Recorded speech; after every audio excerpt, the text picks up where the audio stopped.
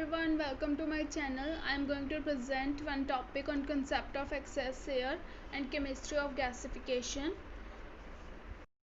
Now let's discuss about its content. First of all, what is excess air, why excess air is required, and then excess air range for some common fuels. After that we will cover equivalent air fuel ratio and fuel to air ratio, and then what is theoretical air, what is the concept of excess air, what is gasification, what is the chemistry of gasification, and then what are the agents of gasification, and after that composition of gas from commercial wood and charcoal gasification.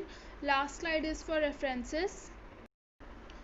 Now our very first topic is what is excess air. Excess air means extra air which is required for the complete combustion of the fuel, and it is expressed in the percentage theoretical air.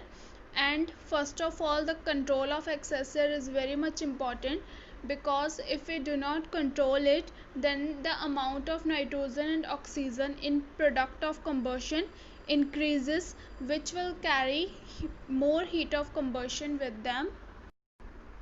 So why excess air? Why we need excess air?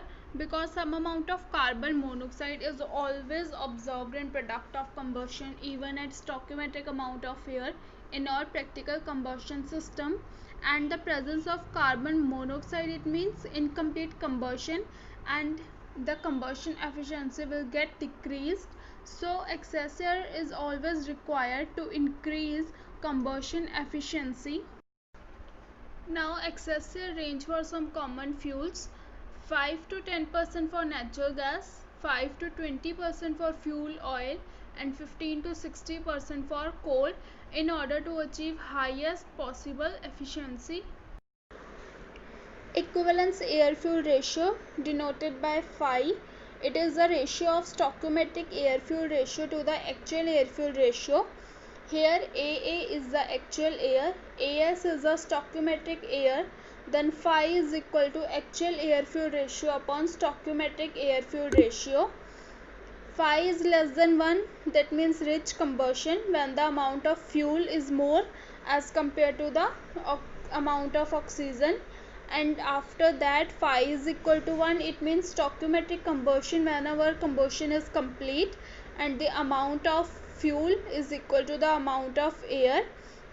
And after that phi is greater than 1, it means combustion is lean combustion, the amount of fuel is less than the amount of air. Now equivalence fuel air ratio, it is denoted by mu, usually the reciprocal of air fuel ratio used by diesel engine and gas turbine engine people. So mu is equal to ratio of stoichiometric air fuel ratio to the actual air fuel ratio, and here AA is the actual air, AS is the stoichiometric air, and it is usually used in automotive engine control. And here mu is greater than 1, it means rich combustion, the amount of fuel is greater as compared to the amount of air. And mu is equal to 1, it means stoichiometric combustion, and mu is less than 1, that means lean combustion, amount of fuel is less than the amount of oxygen. Here this case is the reciprocal of phi, that is mu is equal to 1 by phi. What is theoretical air? Theoretical air is the minimum amount of air which will allow the complete combustion of the fuel. If we do not have theoretical air, then it will lead to the poor combustion efficiency, which causes wastage of fuel, environmental pollution, and it is also expensive to run. Therefore theoretical air is required, and it is calculated as mass of air per unit mass of fuel. It is also called stoichiometric air. Percentage theoretical air, it is the ratio of actual air to the stoichiometric air, and it is usually used by boiler and burner people. And now how we calculate percentage theoretical air? It is equal to AA upon AS into 100%, and here mu is equal to equivalence fuel air ratio. Now concept of excess air. For optimum combustion, real amount of combustion air must be greater than the required theoretically, And the chemical analysis of the gases is an objective method that helps to achieve finer air control by measuring carbon dioxide and oxygen in flue gases by continuous recording instruments or ORSIT apparatus or some cheaper portable instrument. The excess air level and stack losses can be estimated. The extra air to be supplied depend on type of fuel and the firing system. For optimum combustion of fuel oil, the carbon dioxide and oxygen in flue gases should be in the range carbon dioxide is equal to 14.5 to 15% and oxygen should be in the range 2 to 3%. Now the concept of excess air, if we are having 10% excess air, then 10% excess air means Z plus 10% Z.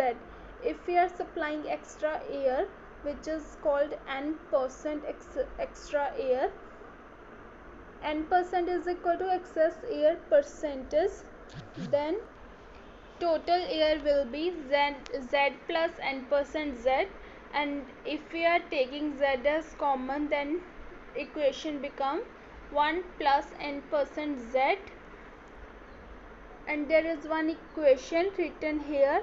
We can calculate the values of A, B, C, Z and D from the above equation by equating with all the coefficients. Excess air is equal to excess oxygen.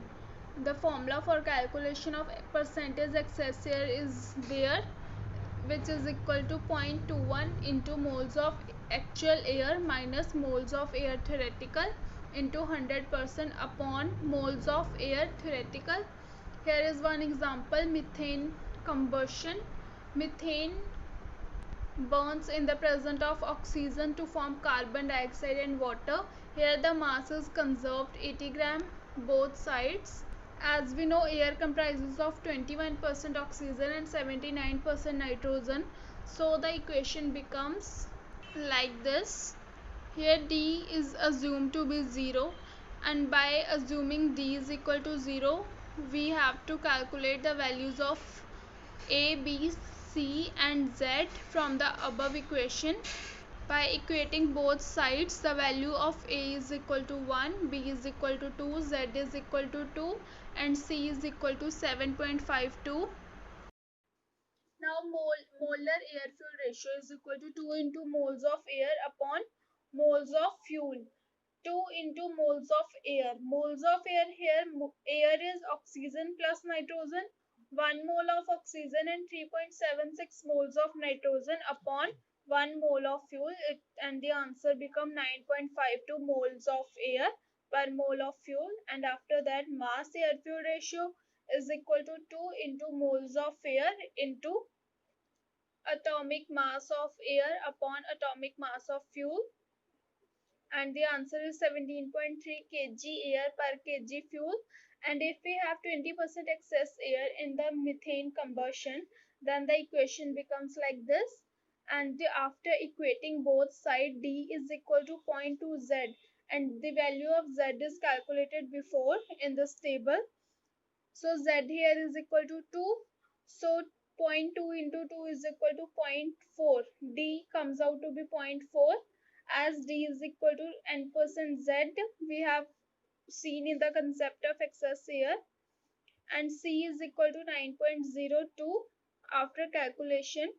And if we have to find the product of combustion POC, then from this equation we will put the values of A, B, Z, D, C in the equation, and now we will find the POC on dry basis and on wet basis.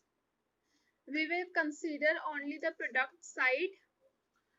To find POC on dry basis, we will not consider here the moles of water. So 1 mole of carbon dioxide plus 9.02 moles of nitrogen plus 0.4 oxygen.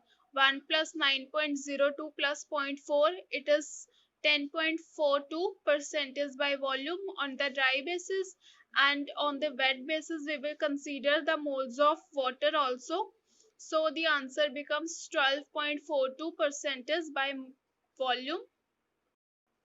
So in this table, there are the components carbon dioxide, water, nitrogen and oxygen. These four components from the product side and its proportion by volume. As we can see, carbon dioxide here in this equation is 1, water 2, nitrogen 9.02 and oxygen zero point 0.4. And if we have to find the proportion of carbon dioxide on wet basis, then we will do 1 upon 1. Here is the proportion of carbon dioxide upon 12.42. We are calculating on wet basis, so total POC on wet basis into 100. So here 8.05 is the answer. And if we have to calculate proportion of carbon dioxide on dry basis, then dry percentage is here 10.42. 1 upon 10.42 into 100, it is 9.59 percentage. So by using this calculation, we will find for water, nitrogen and oxygen also. Now let's move on to gasification. It is the process of converting chemical energy of carbon in biomass, coal, coke, means solid fuels to combustible gases. It converts the chemical energy of solid fuel into the chemical energy of gaseous fuels, and then the combustion is done by using the combustible gases. Most preferably, liquid or gaseous fuels is used in the gasifier because of its high energy. There are some advantages of using liquid fuel or gaseous fuel as compared to the solid fuel, because it can be transported easily through pipelines and it can be used in vehicles, turbines. It causes lesser emission, it burns easily with higher combustion efficiency, and it also doesn't leave any residue after burning, and it can be more controlled during combustion, and the variation in load demand can be easily tackled. And now there is a question that why we study its chemistry.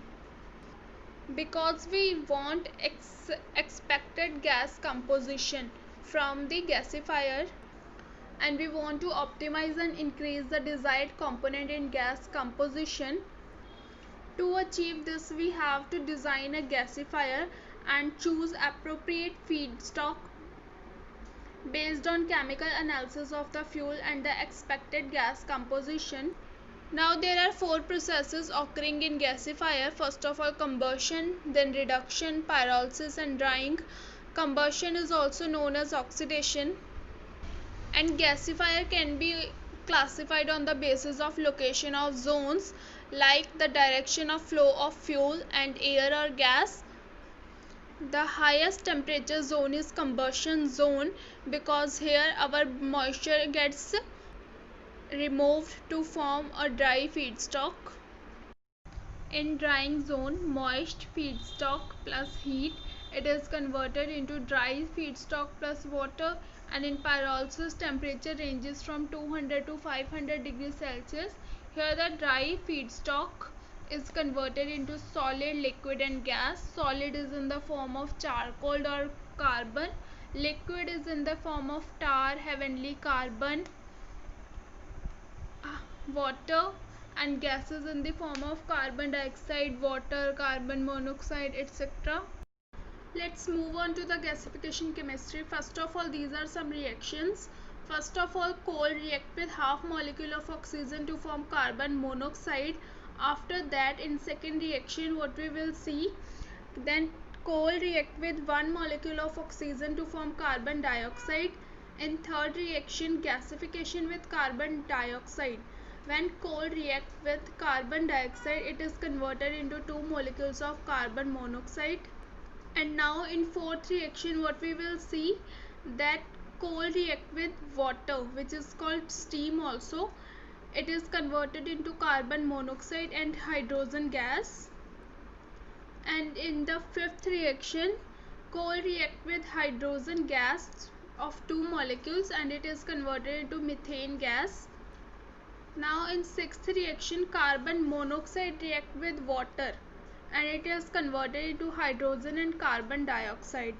And this reaction is also called water gas shift reaction, and after that, when the carbon monoxide react with 3 molecules of hydrogen gas, it is converted into methane with water, and the composition of gas obtained from this reactions are as follows. Gasification gas composition in percentage volume: hydrogen comes out to be 25 to 30%, carbon monoxide 30 to 60%, carbon dioxide 5 to 15%, water 2 to 30%, methane 0 to 5%, and then there are some more gases: hydrogen sulfide 0.2 to 1%, COS 0 to 0.1%, nitrogen 0.5 to 4%, and argon gas is 0.2 to 1%, and last is ammonia plus HCN, it is 0 to 0.3%. Ash, slag and PM. PM here is particulate matter.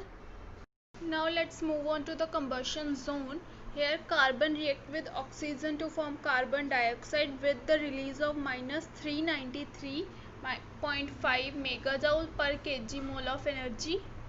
And then carbon react with half molecule of oxygen to form carbon monoxide with the release of minus 110.5 megajoule per kg mole of energy.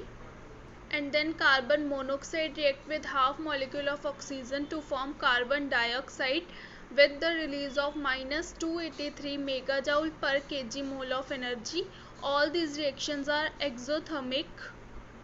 And in this fourth reaction, if hydrogen gas react with half molecule of oxygen, it is converted into water with the release of minus 242 megajoule per kg mole of energy. These all reactions are exothermic. As we see, the carbon monoxide and hydrogen when react with oxygen, it produces approximately same amount of energy. And in this third reaction, minus 283 megajoule per kg mole energy is 72% of the maximum energy in the carbon, that is 72% of 393 megajoule per kg mole. Temperature ranges in this zone is 800 to 1300 degrees Celsius. And in this zone, almost all the oxygen consumed in gasification process, and after that carbon dioxide and water vapors leave oxidation zone at high temperature and move on to the reduction zone, and this carbon dioxide and water react with the carbon in reduction zone at different temperatures. First of all, when this carbon react with water to form carbon monoxide with hydrogen gas, the reaction is called water gas reaction, and this is occurred at 900 degrees Celsius with the 131 megajoule per kg mole of energy, and this reaction is endothermic. After that, carbon react with carbon dioxide to form 2 molecules of carbon monoxide. This reaction is called bordered reaction at 1100 degrees Celsius with 172 megajoule per kg mole of energy. This reaction is also endothermic. And after that, carbon react with 2 molecules of hydrogen to form methane gas. This reaction is called methanation reaction at 600 degrees Celsius with the release of minus 75 megajoule per kg mole of energy. These all three reactions are solid phase reactions. Now let's move on to the combined reaction. First reaction is the subtraction of water gas reaction and bordered reaction. This reaction is called water gas shift reaction. In this reaction, carbon monoxide react with water to form carbon dioxide and hydrogen gas with the release of 41 megajoule per kg mole of energy. This reaction is exothermic, and this reaction is also reversible. As we can see in the reduction zone, all the reactions are reversible, but in the oxidation zone, no reactions are reversible. These are one phase reactions, but these are two phase reactions. Now the second combined reaction is water gas reaction minus methanation reaction. If we subtract both the equation, then steam methane reforming reaction is formed. methane plus H2O, and then it forms carbon dioxide plus hydrogen gas, and here energy is 206 megajoule per kg mole. This reaction is endothermic reaction, and these both reactions are gas phase reactions. Now there is gasification agents. This is the table. First of all, agents, then second column is of calorific value in megajoule per cubic meter, and then third column is for classification according to the calorific value. First agent is air or steam. Its calorific value is 4 to 6 megajoule per meter cube, and its low class calorific value gas. And after that, second agent is oxygen and steam. Its calorific value is 12 to 18 megajoule per cubic meter, and it is medium calorific value gas. And after that, hydrogen and steam. This is the third agent, and its calorific value is maximum 40 megajoule per meter cube, and it is high calorific value gas.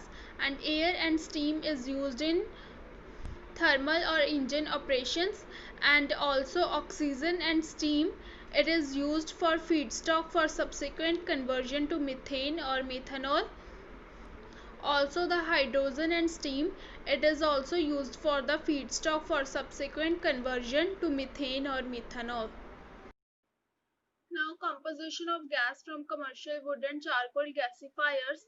If we have different feedstocks like wood gas and charcoal gas, then the component like nitrogen, carbon monoxide are as follows. Nitrogen is 50 to 54% from wood gas, and from charcoal gas 55 to 65%, because as we know air comprises of 79% nitrogen gas.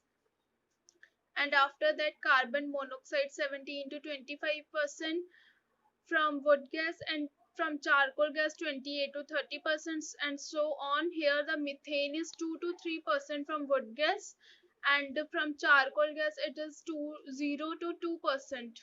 And the gas heating value in megajoule per cubic meter is from wood gas is 5 to 5.9%, 5 to 5.9 megajoule per cubic meter, and from charcoal gas it is 4.5 to 5.6 megajoule per meter cube. And the last slide is for references. Here are many references given. Thank you for joining.